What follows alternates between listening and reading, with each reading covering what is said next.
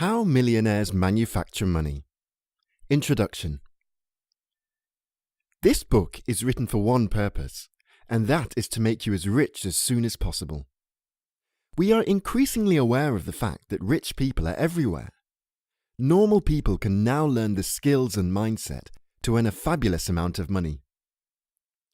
The modern world offers individuals numerous opportunities never before experienced by mankind, and that includes you. It doesn't matter how much you think you lack ability. You can generate enough financial freedom to retire quicker than you imagined. The reason for this is that money is infinitely transferable. There are so many ways to get rich. There are only a few ways to become a champion tennis player, a top musician, or even successful at a certain business. But there are an unlimited number of ways to become rich. All self-help books on getting rich focus on one of two situations: activity and thinking.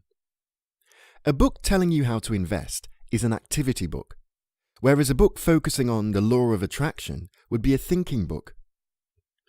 This book endeavors to combine the two, as overemphasis on either is the commonest cause of failure. I want you to understand that the subject of money probably wasn't taught at your school. Society requires millions of financially ignorant drones, and the competitive nature of capitalism will propagate this view. There is another way, which those who bother to educate themselves become only too aware of, and I would like to show you this way. This book is not the first, and won't be the last guide to money making. Like all good books on the subject, it seeks to inspire you, to bring you to a point of belief that not only does wealth creation become possible, but when taken on board, becomes an inevitable certainty. Before I start, I want to make a point that money making should be enjoyable, legal, and ethical. Money made in this way will carry a satisfaction equal to any endeavor you care to mention. The making of money is like crafting a violin, painting a picture, cooking a gourmet meal, or kicking a goal in the World Cup. It is beautiful. Chapter 1. The Motive in Motivation. There is much spoken about motivation, which I would regard as an expression of motive, a behavior capturing a deep drive to be different in some way. When embarking on making a fortune, you need to examine your motive. Why do you want to be rich? Many entrepreneurs will state that they have a passion and money is a byproduct. If this is true, why don't they do what they do for nothing? The only way their passion can be fully expressed is by making a fortune out of their passionate activity. It is like romance. The only way love can be fully expressed is through sexual intimacy. In truth, all self-made millionaires are driven by the motive of money. This drive can be subconscious and not always obvious to the individual concerned. The task I invite you to take on is to examine your motive very carefully. It requires asking yourself a series of questions. 1. Why do you want to make money? 2. How much do you want to make? 3. How will you spend it when you have it? 4. What are you prepared to sacrifice to get it? 5. How much are you prepared to give away? 6. How will your life change when you have it? 7. What fears are preventing you from getting or hanging on to it? In other words, what is your motive for making money? When you have answered these questions honestly, you are halfway there. Let me give you an example.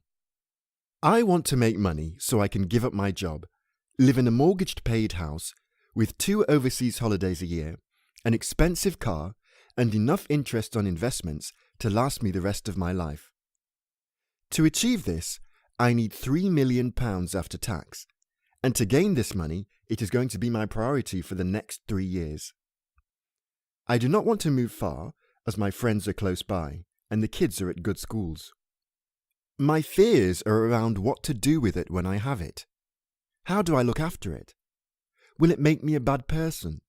Will I be able to spend time with my family? And how will I cope with filling out complex tax forms?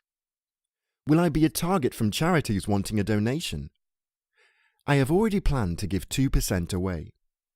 This is only an example and will differ from person to person, but I beg you to do this before you go any further.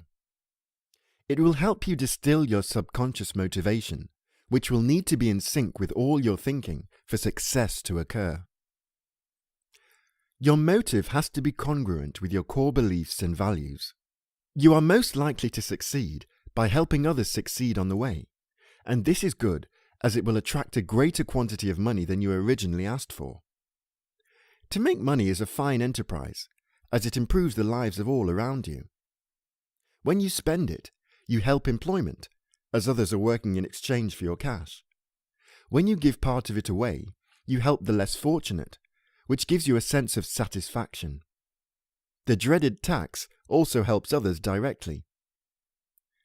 Your family will enjoy the fruits of your efforts as your life will be more comfortable, enjoyable, and rewarding. You can indulge your passions and hobbies, improve your education, health, and well-being. You will have freedom to do as you like. You will even develop a greater charisma. People who have spent much time trying to accumulate wealth without success never discover their reason for failure.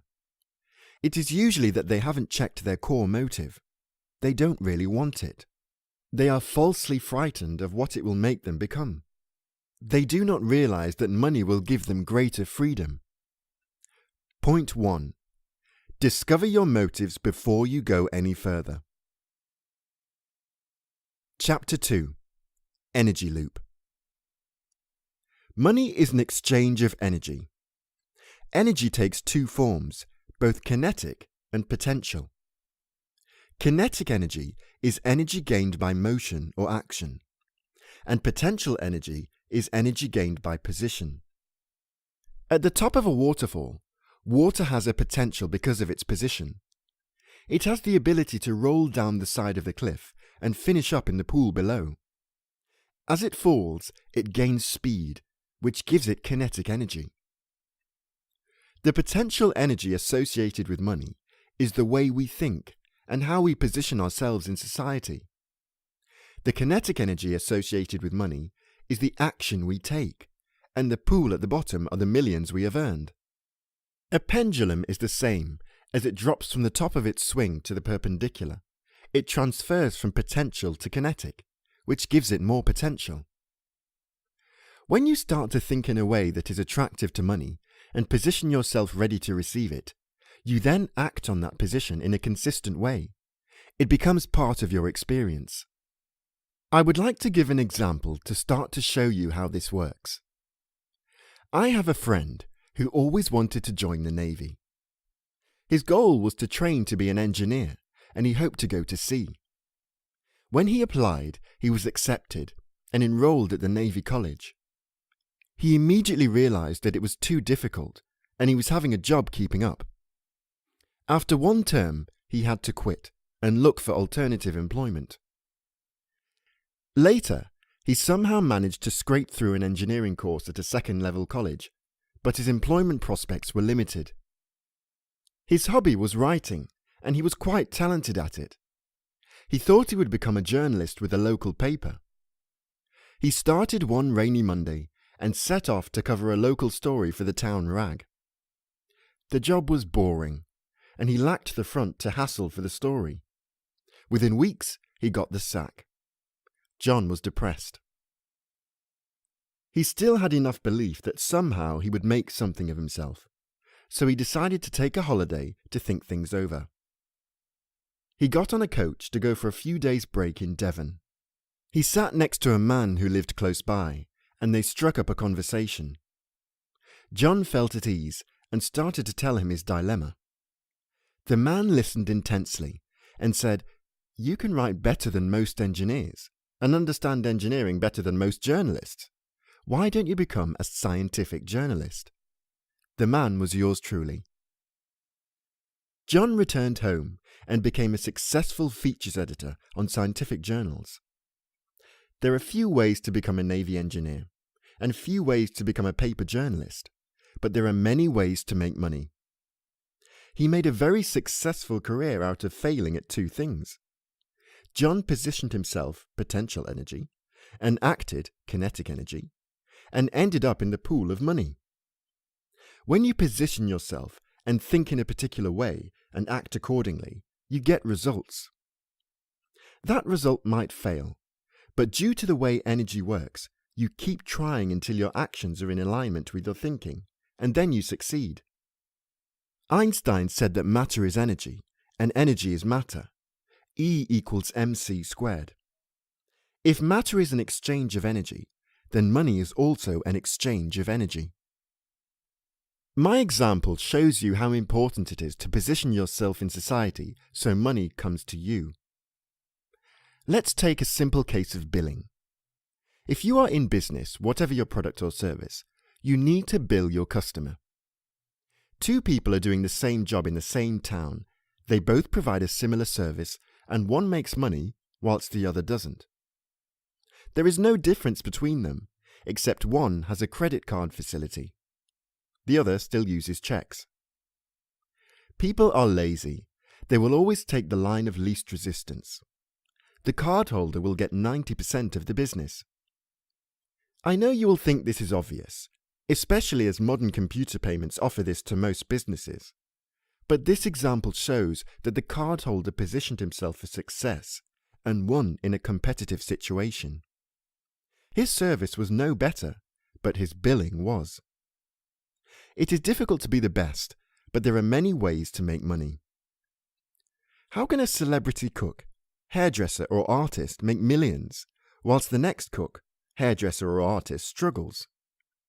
Their skill is often similar, but the celebrity has positioned herself at the top of the hill, like the water at the top of the waterfall. I will be talking a great deal about positioning during this book. Energy is the ability to do work, and kinetic energy is the action you take to realize your goals. The amount of work you do depends on how you have positioned yourself. The poorer your potential, i.e. the less you start with, the more you have to work to make up the gap. The first law of thermodynamics states that energy cannot be created or destroyed. So if the total energy is less in one area, then it needs to be made up in another. Point 2. Work on your thinking and positioning to increase your potential energy. I will show you how to do this throughout the book. Act to bring your kinetic energy in alignment with your potential energy by trial and error and hard work. Chapter 3. Dreaming big. Dreaming is done when we are asleep. This activates the subconscious mind, and we have no conscious control over our dreams. We can, however, activate a portal to the subconscious whilst awake by daydreaming. The purpose of this is to get the subconscious to accept something. Why then is it so important for the subconscious to believe an idea? We do not fully understand how the mind can influence our environment, nature, or even our destiny. However, it does. In the physics of the very small, known as quantum physics, evidence has surfaced to show that when we observe some natural phenomenon, it is actually changed. A subatomic particle will react to our conscious observation. The same is true when manifesting money. The way we approach money in our consciousness affects how it flows in our direction. The subconscious will find a way of making us rich if it is convinced that is what we want. This is the strange thing about the subconscious. It cannot distinguish between fantasy and reality. It is highly obedient and very effective in moving us towards our goals, often very quickly. To activate the subconscious, we need to give it a command. This command must be short, specific, timed, in the present positive, and very big. The command comes from the conscious mind and is known as an affirmation. This command can also be pictorial and is known as a visualization. The important point in both cases is to make it a command and not a request. This command should be written down and repeated. On the first day, I recommend you write down 10 times and repeat it 10 times. Each day, increase the number of times you are saying and visualizing it by 1, but still write it down 10 times. Despite popular belief, I don't think you need to positively emotionalize your goal, as this can set up a negative emotion of fear. Money does not have feelings, and attracting it using feelings is powerful, but risky, as our mood changes all the time. You must, however, make your desire as big as you can. If you go too big to begin with, the subconscious will spit it out in the form of doubt.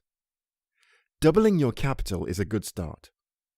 Repeat a simple affirmation that you will double your income in the next year. Say it over and over again. It is not necessary to understand how it will work, it just does.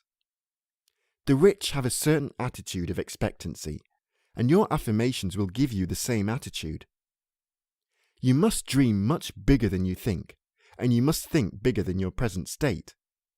The acquisition of wealth is achieved through the imagination, and that wealth comes to you through your thinking. Point 3. Dream bigger than you have ever imagined. Chapter 4. Thinking Small. You will read that many say you must think big, and your financial size should be logged into your dreaming. When I say in the title Think Small, I mean focus on detail. Great plans are ruined by a lack of attention to detail. Most successful people with big dreams will employ detail experts, like lawyers and accountants. History is littered with inventors who worked hard, who had a vision, who believed in themselves, who loved what they did, who had a marketable product, who got on well with everyone, who fulfilled all the requirements of the entrepreneur except one. They were penniless. They didn't understand one essential factor about money. Money is digital, not analog. You either have $1 in your pocket or you don't. It is either on or off. Money is not a generality, it is a specific, and therefore to guarantee success, you must think of it in this way. To make money, you must learn to enjoy the process of money transfer. To like your product, your customer, and your work is not enough. You must like money. The best way to learn to like money is to save it on a regular basis. Money saved can become money invested, with an added value return that is called an asset. To start with, you must save even if it is not proving profitable. What the saving of money does to the psyche is to teach you to like it as an entity, and this will attract more to you in the future. The services and products you provide will not make you rich until you enjoy the money-making process. Another method of thinking small as a way of attracting money is to continually check your bank account twice a day. This keeps money at the top of your focus and stops it becoming a byproduct of your business. People in the financial sector succeed because their product is money and their byproduct is also money. In other sectors, our product is engineering, retail, etc., and money is a byproduct. Point 4. Attend to detail. Outsource or learn how money is transferred. Use accountants and lawyers for this. Chapter 5. Interrupting the flow. Money is sloshing about all over the place. If money is an exchange of energy, and energy is virtually limitless, then so is money. The trick to making it is to position yourself so you interrupt the flow. Do you remember as a child playing by a stream and watching the flow of the water? You might build a dam and cause some of the stream to be diverted onto another path. To achieve this, you need to initially focus your attention on areas that are already profitable. Recognized profitable regions of money-making, however, have the disadvantage of attracting a great deal of competition. How then can you beat the competition? Simply tweak what has already been done. This is called finding the edge, or creating a unique selling point. My main business was building, and I had a good deal of competition. I needed to find an angle to make me stand out from the crowd. This did not require any new skill. It just required me to focus on a niche market. All my competitors were going for bigger and bigger jobs. I took the opposite approach and focused on small jobs. They didn't require planning permission and could all be completed in a week or less. I also specialized in domestic rather than commercial work, as it is easier to build working relationships with customers, and I got paid quicker. I would not take on a job worth over £1,000 and focused on the minimum disruption to the customer. I soon discovered that smaller jobs gave a higher return than larger ones on a daily basis. I needed less employees and got more referrals. I was not a better builder than others. I had interrupted the flow of money and diverted it in my direction by focusing on a niche market. It is possible to make money by doing something completely different or coming up with something completely new, but this is rare, and as it is rare, hits the headlines. Most people will make money by small adjustments to what is already working for others. Point 5. Tweak to interrupt the flow.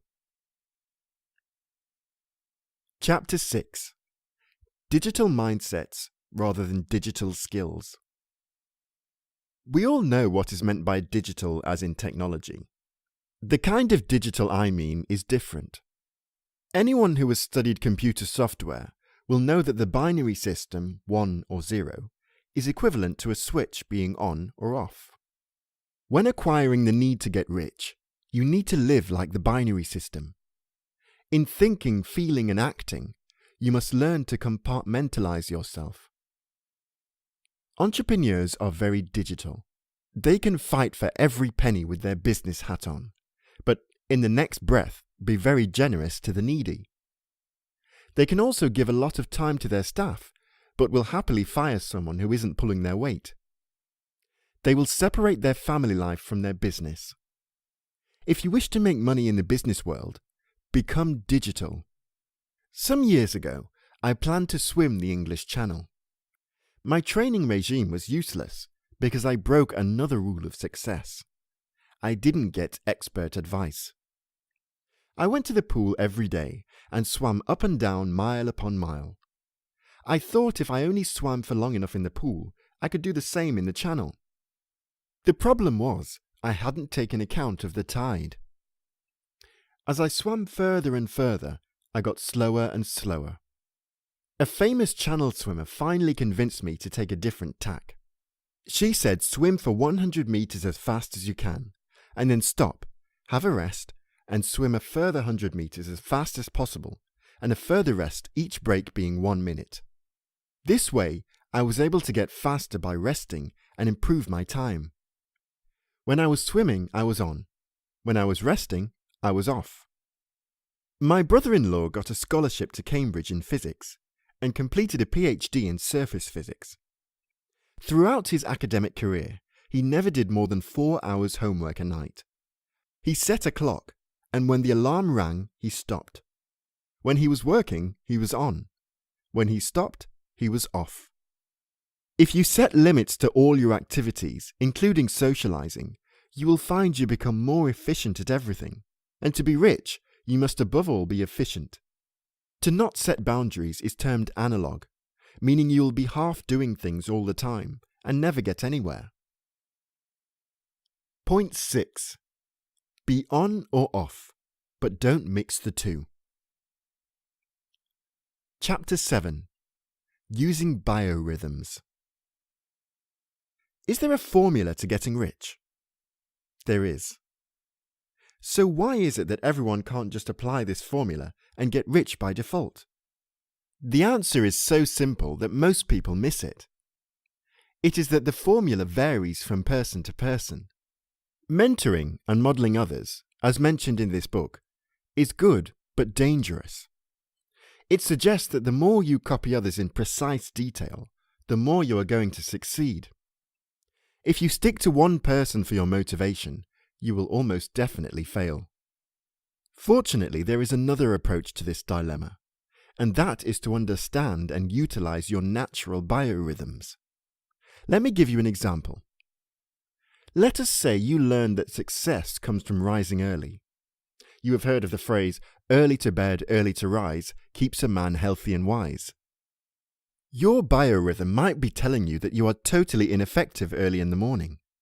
You do your best work after midday. It would be better if you went to bed at 1 in the morning and got up at 11 a.m. and started being productive after lunch. Those mornings are completely wasted. Let me give you another example. That is the subject of losing weight. Admittedly not about making money, but it is a good analogy all the same. You read that it is best to eat 3 meals a day and nothing in between. Someone else tells you that you should graze, that is, eat 4 or 5 small meals throughout the day. Who do you believe is right? The answer is they are both right and both wrong, depending on your biorhythm.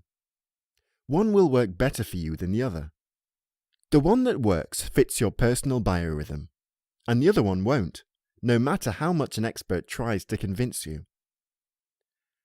An expert on making money might have an excellent track record for making millions, but to follow them hook, line and sinker will not produce that in you.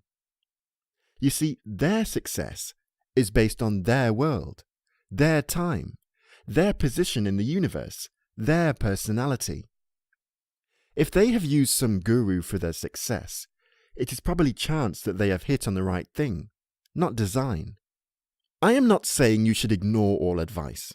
After all, you are listening to this book, so I am also giving advice. But don't rely on one person for all your mentoring. How then do we recover our biorhythm?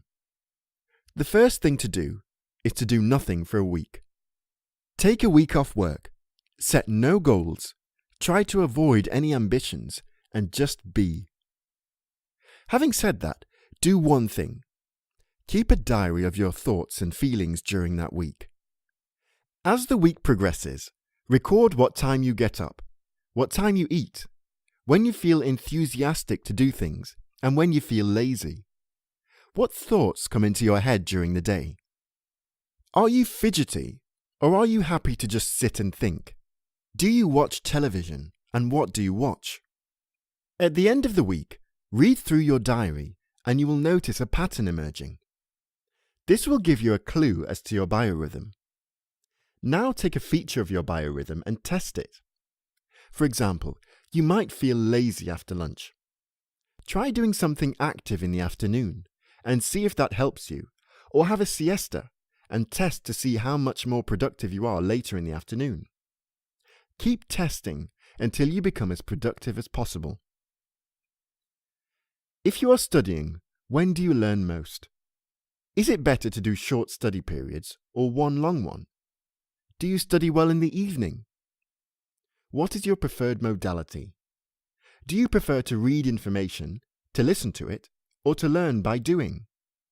I used to study best whilst walking, reading out loud, and fixing memory to a particular tree or landmark as I walked in rotation. Some people need to change the way they do things on a regular basis, whilst others have to have the same routine all the time. As you learn more about yourself and your particular biorhythms, you will soon find the formula which works best for you. When you find this formula, your wealth will increase easily and smoothly with little effort on your part. If, however, you keep referring to others to take your cue, your problems will just go round and round in circles with no resolutions, and you will become disheartened and discouraged. Point 7. Trust others, but trust yourself first. Chapter 8. Interfacing. In the modern world, the quickest way to get rich without spending a lot of money is through IT. I have studied the psychology of computer technology, and I would like to share my findings with you. Information is one of the cheapest ways to get rich, as it costs nothing to produce. You are selling the product of you thinking, your brain, your knowledge, and your imagination. Your brain has over 100 million neurons, brain cells. These have so many interconnections that when you multiply these by the neurons, thought processes exceed the number of grains of sand on planet Earth. What do I mean by interfacing? There are several forms of media and social media which all dovetail into one another. Each media source will link to another. These links are the most essential point of the chapter. The human brain is not so much interested in the topic, it is more interested in the link. The most popular magazines are those that list TV programs. Why is this? It is because of the expectation of imminent knowledge just the other side of the link. Let me give you an example. Say you want to write a book. This book could well be an e-book, and you want it to be a bestseller. The success of the book will depend on a few basic factors. The first question: is the author a celebrity, or is the book about a celebrity? If not, has the author written popular books before? If not, has the book got a catchy title and front cover? How many types of media has the book been promoted on? Finally, is the book well written, entertains people, or solves their problems? If the author is a celebrity, then the link is people's consciousness of that person. People are attracted to people they are familiar with, and celebrities fit that bill. If the book is about a celebrity, then the same is true. If you are interested in a celebrity, you will read the book. If the author has written books before, the link is previous books. Up to this point, if you are an unknown author, you are unlikely to get anywhere. However, the last few links will make all the difference. The interface between links would run like this. You write a book, say an e-book. You then make a YouTube video about the book and link it to a website. That is link 1. On the website, you link it to a fulfillment house or publisher for purchase. That is link 2. You also promote it on Facebook, Twitter, etc. That would be link 3 and 4. You now start giving presentations on the strength of the book. That would be link 5. This creates an interest in the press, which brings us to link 6, with a feature in a paper or magazine. The more links you can create, the better the book will do. Understand that the links are more important than the content. In a class, experts on education say that people remember the start and the end of the lecture, and little in between. The changing of the class, the break, or another lesson is an action that involves energy. The link idea is the same. When we link to transfer our activities, we do something, and that action is a form of kinetic energy, and money is an exchange of energy. Whatever you are trying to sell or promote uses many methods of communication that link to your customer, and you will be successful. Point 8. Link one thing to another. Chapter 9. Acting the part. I have already spoken about kinetic versus potential energy, and I need to reinforce this idea for this next chapter. Potential energy, energy by reason of position, involves how we think and where we position ourselves in society. This is crucial when making money. The difference that makes the difference is a mental process. There is a triangle to thought adjustment to become rich quickly, a triangle you are probably familiar with. The 3 corners of the triangle are affirmation, visualization, and acting as if. One of these interfaces with kinetic energy, and that is the last one, acting as if. Because the subconscious mind cannot distinguish between fantasy and reality, and we must act on our thoughts, acting as if will bring quick results. When you first decide to become rich, the chances are you don't know what to do. This is different from other goals like achieving a sporting record or achieving a particular career promotion, as there are many ways to get rich. The answer is to pretend. To act wealthy is to feel wealthy, and this cannot be done in the mind alone. Doubt will always creep in. If it doesn't, you would be wealthy already. By pretending to be rich, the subconscious will think you really are. The call for action that brings your thoughts into the physical world to set up kinetic potential feedback will be completely satisfied by acting as if. The term fake it till you make it fits ideally into this framework, and I will now show you how to achieve this. 1. Each month, Take 10% of what your income is and buy assets. Avoid shares, etc., unless you know what you are doing. Precious metals are good, as you can buy small amounts. These can be vaulted for safety reasons, so you will only have the correct documentation. Once you start to own something that is likely to increase in value, you start to get rich. Do not sell these assets, no matter how hard up you are, as your thinking must have a sense of excess. 2. Are you any good at art? It doesn't matter if you aren't. Throw some paint on some paper, hardboard, or canvas. Give the painting a value in league with how much you want to earn, say £250,000. Now publish this on social media. Produce a photo of the painting and state how much it is worth. You have no intention of selling it. That becomes simply how much it is worth. 3. Start to mix with wealthy people. This might cost you a bit, but you must do it. Make it your goal. Join something where the rich hang out. Do not neglect your poorer friends, but make friends with wealthier people as well. 4. Be generous with your money and/or time. Help others as much as you can in many different ways. Support entrepreneurial projects where people are trying to get into business.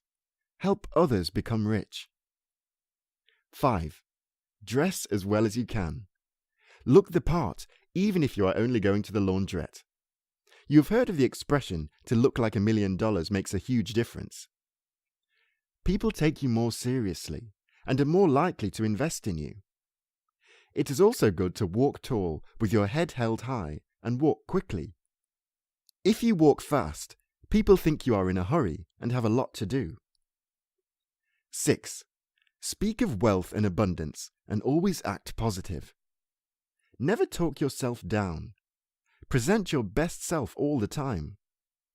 If you hear of others' success, encourage them and ask them for advice. Act as if you are a fellow traveller. Never hero worship nor resent the successful. Treat them on a level. 7.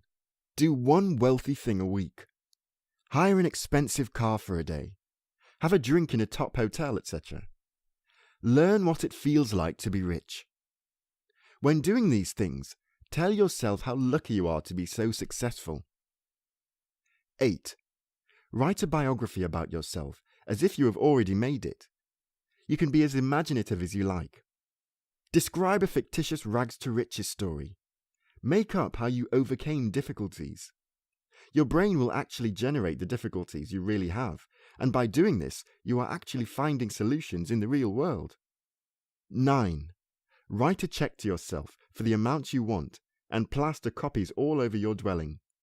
Place a copy in the car, in your wallet, and by your bed. 10. Make a tape of yourself describing how you became wealthy, and listen to it in the car or in the bathroom.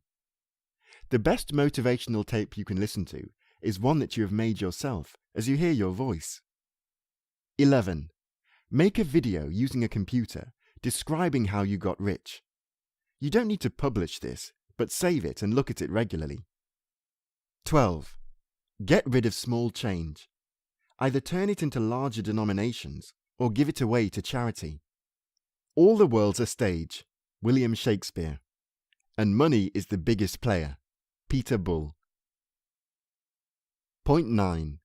Pretense is the seed of reality. Chapter 10. Getting help. To become rich, you will need a lot of help. It is best to get as much of this help for nothing where possible. There will be 3 types of help you need. The first is administrative help. The second is technical help, putting your service or product together. A service will provide you with income, and a product will provide you with capital. In both cases, the more you can replicate what you offer, the more you will succeed. These types of help fall under the realm of kinetic energy. The other type of help you need is potential help, i.e. help with your thinking and motivation. This support falls into 3 categories. The first is to surround yourself with motivators. Motivators appear at events and are not personal. They speak to groups and use the 4 elements of group dynamics. I discovered this from a book I read many years ago by the author Gustave Le Bon in his book The Crowd. He suggested that to convince a group of people, you need affirmation, repetition, contagion, and prestige. Contagion is the one that works with mindsets. When you are in a group with a charismatic speaker, the group dynamic will affect your motivation. The key is to attend regular seminar lectures to get that contagious effect and remain motivated. The second potential energy help you will need is a mentor. This is an individual who will make you accountable and give you lots of feedback and input into your money-making activities. Select a mentor who specializes in areas you don't like or are not good at. We all avoid doing things that we don't like, and this is where we need a shove. You should be in contact with your mentor at least once a week so you can discuss and plan your weekly tasks. The mentor will then look at what you achieved and make sure you remain on track. You must try to follow their advice, and you must be totally honest with them. The third help required to focus your thinking is a mastermind group. This is a group of like-minded people who share their business and financial experience. It is still a matter of accountability, but it is more an adult transaction, as mentoring is more a parent-child experience. The mastermind group should consist of no more than 6 people, all of whom have the same fundamental goal: to make money. Every month, the group meets, and each member has several minutes to report on their progress. They should have prepared several questions to ask the rest of the group. The group members cannot interrupt during this phase, but should take notes. Afterwards, they feed back to the subject any advice concerning what they have heard, and the member then commits to follow that advice to the best of their ability till the next meeting. The mantle is then handed on to the next member, and the process is repeated. Mastermind groups tend to have a limited lifespan of 12 to 18 months, after which they dissipate. You can, however, form another one.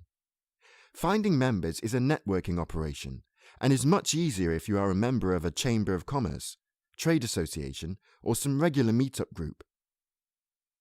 The best way to get help is to continually ask for it. I'm amazed how willing people are to help if only you ask. This principle of asking goes right through the world of money-making. A good friend of mine who made a fortune from selling seemed to typify this principle. He worked selling advertising space in a busy sales office, selling on the telephone. He was the scruffiest individual you would ever meet.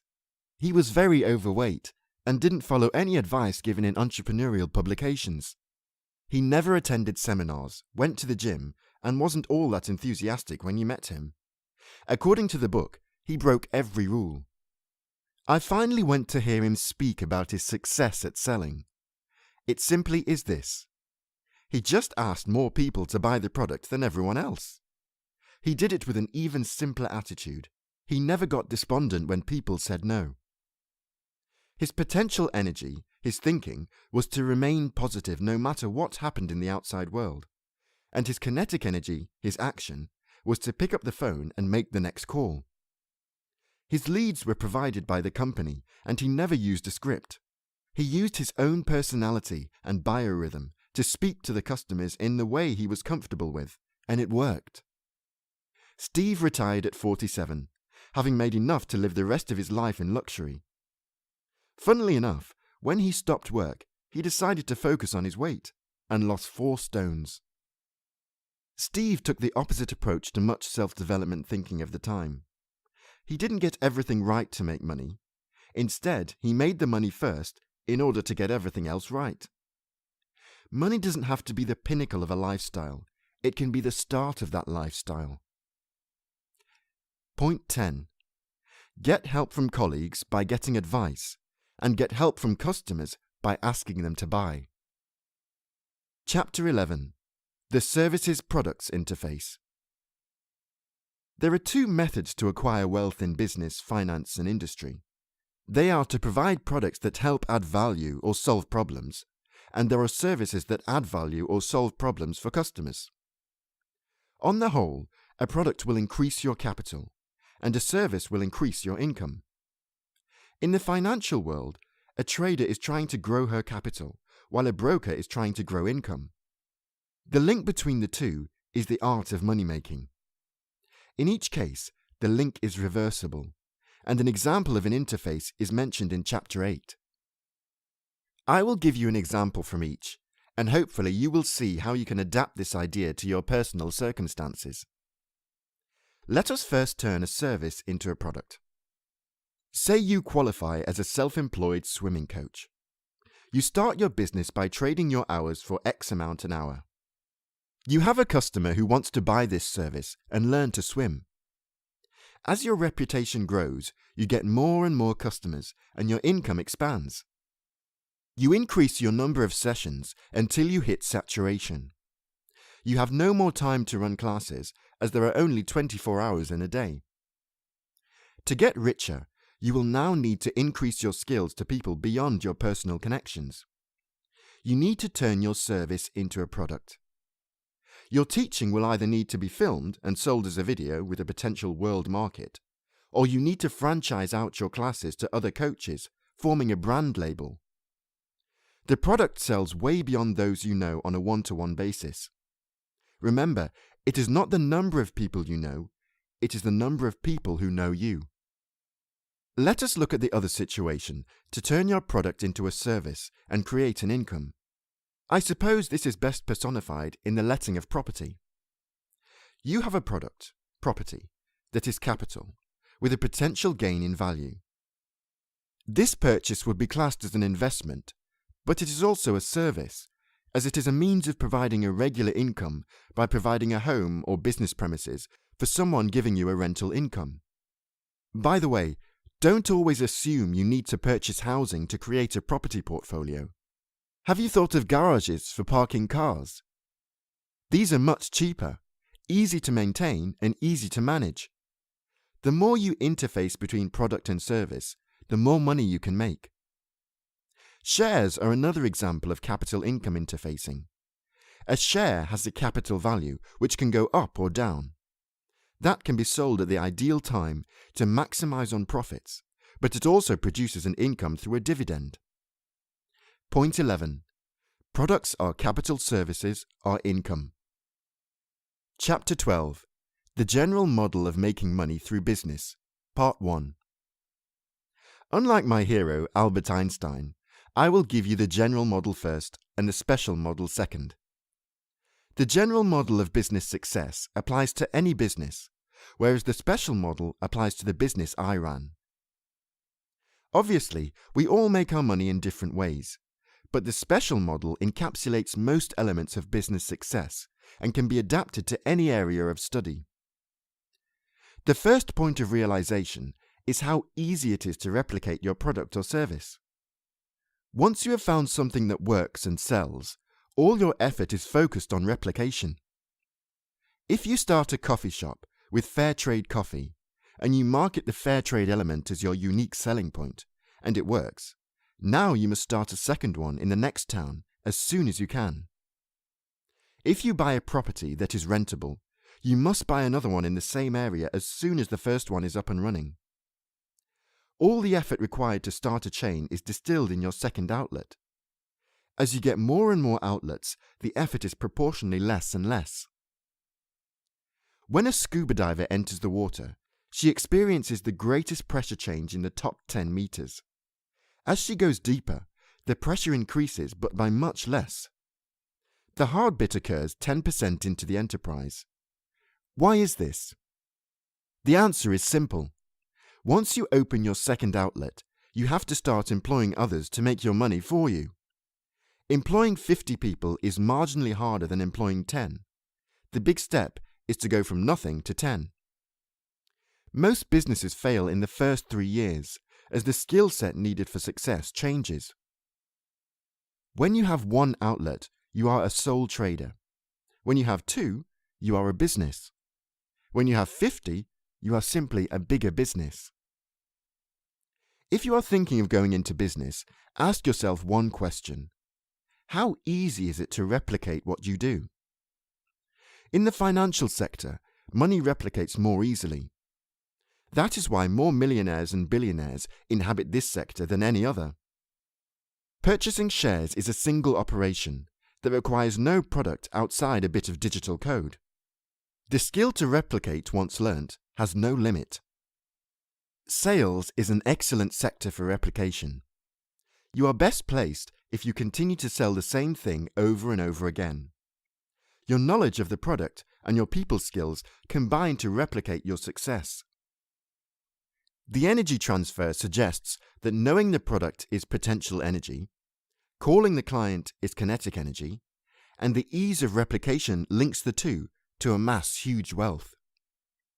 Point 12. Replicate as soon as possible. Chapter 13.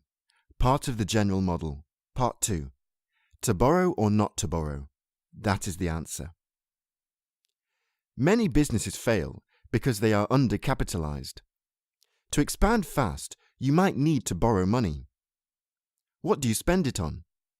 The answer will demand that this borrowed money needs to help my business grow. If your business is a delivery business, purchasing a van will help it grow. Buying a saloon car will not. However, if your business is a taxicab business, buying a saloon car will help it to grow, whereas buying a van will not. My advice is, don't borrow unless you have to. There are those who can get rich on other people's money, but this would constantly leave you in a vulnerable position. You become the property of the bank and never control your destiny. You can succeed without borrowing. It is just a good deal slower. Point 13. Only borrow if you have to, and borrow to purchase assets. Chapter 14 of the General Model. Part 3. Taking a risk. How often have you heard someone say he or she made money because they took a risk? A man once prayed to God, asking to win the lottery. Every week he prayed the same prayer, but nothing happened. Finally, God gave him the answer. Before you can win the lottery, it is necessary to buy a ticket. The man had to take a risk. However, the risk he took was very small compared with the amount he stood to win. The chance of winning was also very small. It is true that nothing ventured, nothing gained fills the annuals of business success. The entrepreneur, however, will only take a calculated risk after amassing a great deal of knowledge. Risk without knowledge is just gambling. If you decide to start a business, at some stage you will need to take a risk. If you take it at the right time, it will work. If not, it won't. How then do you know the right time? The right time will be provided by metaphysical law, and usually comes to you in the form of a hunch.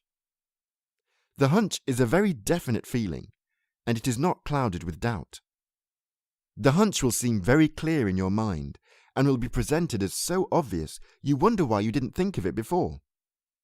Hunches come after putting a great deal of thought into something, and they are the culmination of 3 factors. The first is research. You research your business idea for weeks, asking, reading, and researching on the computer all the competition and internet searches around your area of interest. The second is known as kinetic feedback. This is the result of testing your idea on the market. I used to organize open mic evenings where people could perform any performance skill in front of an audience for a maximum of 8 minutes. Everyone paid to come along, but the performers performed for free. I needed to test the popularity of the event, so I promoted it around the pubs, hired a venue, and waited to see the response. Testing is another term for kinetic feedback. You try it out and see the response. If it is good, you take the chance and replicate it. Many business ideas can be tested in a small way, and through testing, you will get a hunch as to whether your scheme is going to work. The third element to hunches is enjoyment. Do you look forward to getting the idea off the ground? If you are passionate, excited, and keen to get started, then the hunch is probably suitable for taking a risk. However, the excitement must be backed by research and product or service testing, or it could be purely an emotional response. Emotional reactions to ideas are dangerous, and are not a true expression of a calculated risk. Point 14. Take calculated risks. Use hunches that are knowledgeable, tested, and exciting. Chapter 15. The Want-Need Interface. There are two reasons why people spend money. One is to buy what they want, and two is to purchase what they need. What you want is usually the result of an emotional response, whereas what you need is more likely the result of logic. The wanting is located in the right side of the brain, whereas the needs are located on the left side. It is also the case that needs are focused on fear, and wants are focused on pleasure. Needs are provided by people who often get paid before they have to do anything. This is a great model for making money, and I will give you an example. You need car insurance. You don't want it, but will happily fork out monthly or annually against having an accident. The company collects premiums, and then when you make a claim, they are supposed to cough up. However, as they already have the money, two things happen. Firstly, all the emphasis is on you to make the claim. You are doing the work. Secondly, if you are successful, they will put your premium up. Have a good think. Do you want to continually chase invoices, or can you position yourself so you get paid first? The second reason people spend money is to buy what they want. This is based on emotional needs rather than logical ones. They don't have to buy. The law won't chase them if they don't spend. However, wanting something can be so strong that it becomes a need. Unfortunately, addictions like smoking fall into this category. When a customer wants and needs something, they will move heaven and earth to get it. Is your product or service a want or a need or both? Remember, a want can become a need, but a need can never become a want. Often, wants are paid for after the customer has received the product or service, so you will need to factor in a deposit to ensure commitment. Point 15. Wants become needs, but needs never become wants. Chapter 16. Part 4 of the General Model. Multiple Sources of Income. Very few people make a fortune from just one product or service. Most, however, focus on one thing at a time. If you take a magnifying glass and focus the sun's rays on a piece of paper, it will start to burn. If the rays are just slightly out of focus, nothing happens. This is a digital energy pattern. It is either happening or it is not. There is nothing in between. When you decide to take kinetic action to make money, you should think as follows. Firstly, concentrate on an idea. Test it and get some feedback as to whether it is going to work. Small ideas are good, as they can be developed quickly. Put all your energy into it, but if it doesn't look likely, try something else.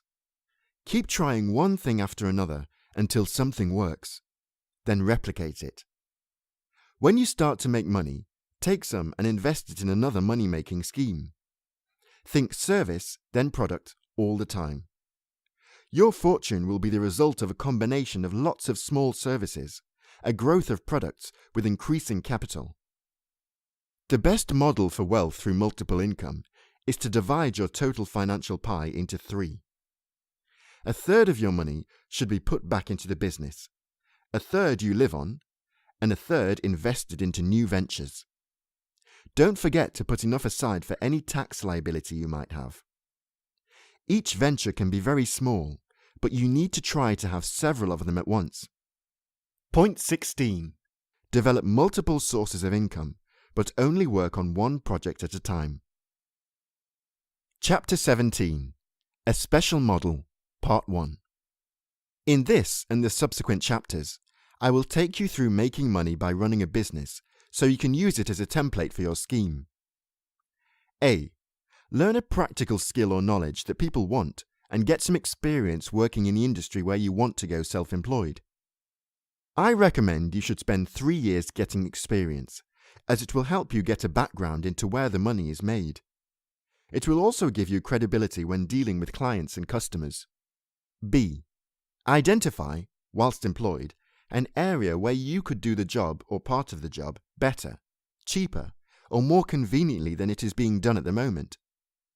There are 3 reasons why people will choose you over the competition. The first is price. Are you cheaper or more expensive than your competitors? Sometimes, being more expensive is as effective as being cheaper. You will just attract a different customer. This is known as your unique selling point. Whatever you do, don't be the same. 2. Can you provide a better service or product that does the job more effectively? Clients are looking for the next thing. New is seen as better in most cases. 3. Can you provide the service or product with the least hassle to your customer? People are lazy and will often go for the line of least resistance. I mentioned earlier how setting up a credit card facility can tip the balance, or being able to produce a printed estimate during a sales pitch. It is good to allow the customer to engage with you, getting the benefit of your experience, and this might be complicated and time-consuming. However, when the customer decides to buy, wrap up the deal as quickly and efficiently as possible. Don't oversell. C. Avoid more than one unique selling point, as it gives mixed messages. I used to raise money for charity, and I came up with a scheme that was win-win. As a trained, experienced first aid instructor, I would offer first aid courses and donate my fee to a particular popular charity. You would think people would jump at it. Learn to save a life, get a recognized certificate, and donate to a charity all in one. If they didn't agree with your nominated charity, they would go to a professional first aid provider who would put the money in his pocket. Your win-win became a lose-lose. Keep your message simple, offering one thing for one income. The reason that the scheme wasn't popular was people generally associate fundraising with having fun or being entertained. First aid is not seen as a fun thing, so people didn't buy into it. D. Identify the resources you need to start the business. In building, you can't start until you have a vehicle, a lockup, and insurance. In some businesses, you will need finance and premises. In others, contacts. Collect as many of these resources before you start, so the customer sees you as a professional. E. Marketing. Every successful business needs customers or clients. There are many ways of getting them, and the more ways you use, the better. It is essential that you get as much promotion as possible for little or no outlay. The method of marketing depends on the type of business you are running. Some businesses require a lot of advertising through traditional or social media outlets. If I wanted to sell a small item for a low price, I would need to promote it using advertising or publicity to make a handsome profit. On the other hand, as items get bigger and more expensive, sales are based on contacts, word of mouth, and personal relationships. For a builder who has only a few clients a year, she will get most of her work from word of mouth. In networking and marketing, it is irrelevant who you know. What matters is who knows you and what you can do for them. Bill Gates is known by most people on the planet, yet he knows only a few hundred people.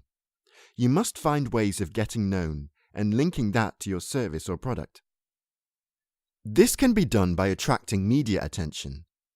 The press and their cousins in the electronic media are always looking for contrasts.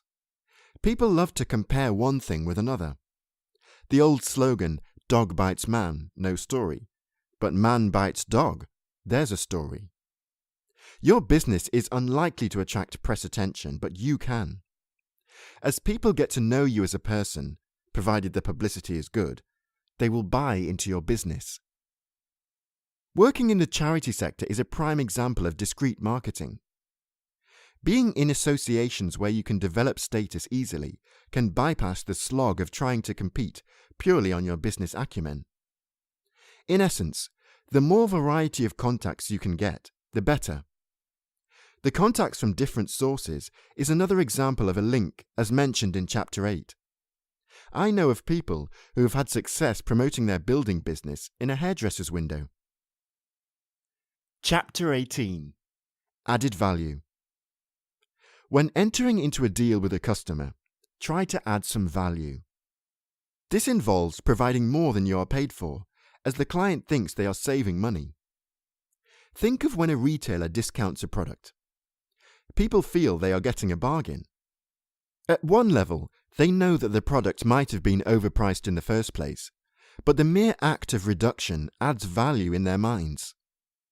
The kinetic energy of doing the job is balanced by the potential energy of thinking they have a bargain, which costs you nothing. In building, I used to build in a contingency for doing a bit extra, leaving the client feeling good about the job. While you are here, they would say, could you do me a little favour and reconcrete that post?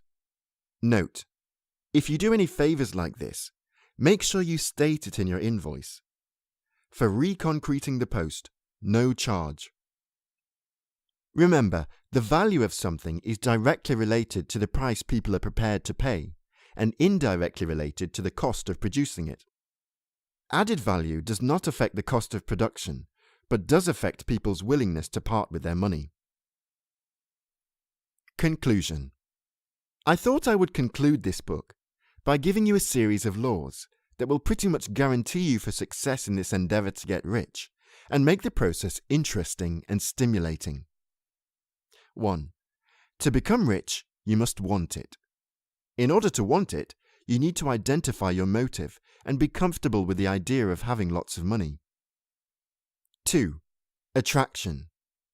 We are what we consistently think about. That is, we attract into our lives those things we focus on.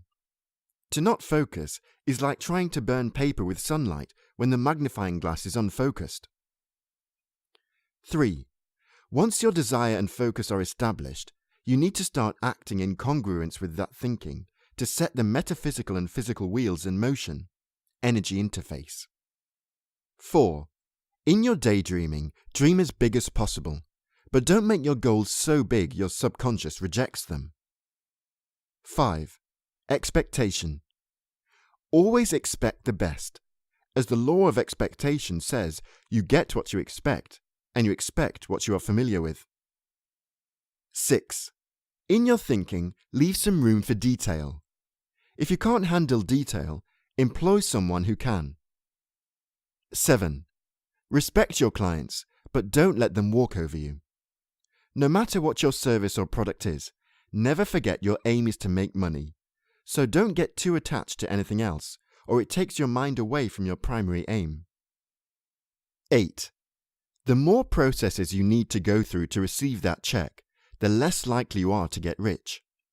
Streamline your billing process. Remember the lines of the poem. The staff know not the stock they fill, their only skill to work the till. 9. When you get rich, spread it about. It will help you to get even richer and help others to do the same. And 10. We spend a great deal of our lives getting hold of money, so enjoy the process. Then you will enjoy the results. Written by Peter Bull.